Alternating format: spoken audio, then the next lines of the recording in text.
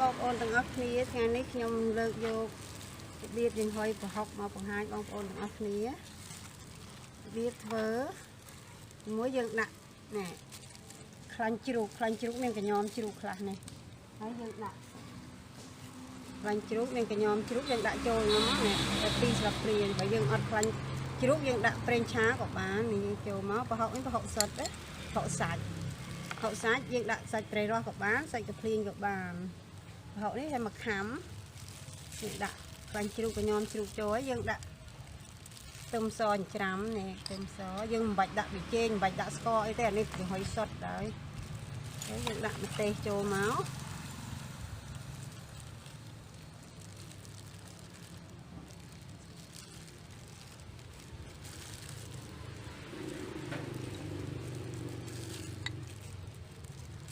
នេះបើនេះអត់ចេះទេពេលញ៉ាំស្រង់ចេញទៅយើងហុយដាក់ម្ទេសខ្ចីឆ្ងាញ់ហើយយើងចាប់ដើមពីហុយទៅដំបូងទឹកទៅតែកុំដាក់ច្រើនពេកដាក់ទឹកដាក់ច្រើនពេកវាចូលក្នុងប្រហុកយើងដាក់ឆ្នាំងហើយយើងដាក់ចានចូលមកយើងត្រូវយើងទុកឲ្យជា10នាទីបានឆ្អិន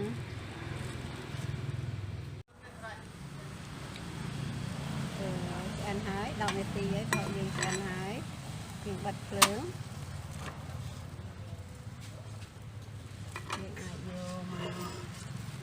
យើងអាចយកមកញ៉ាំជាមួយ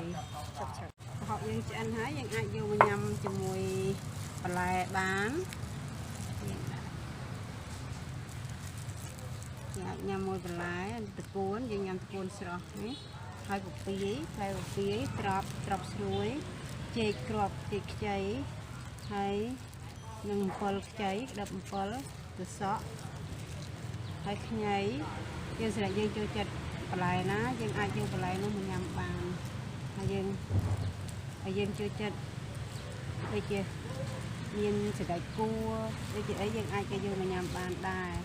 តែអានេះយើងចូលចិត្តអាណាយើងញ៉ាំអាហ្នឹងទៅហើយខ្ញុំដាក់ឲ្យមើលបានច្រើនមុខច្រើននេះ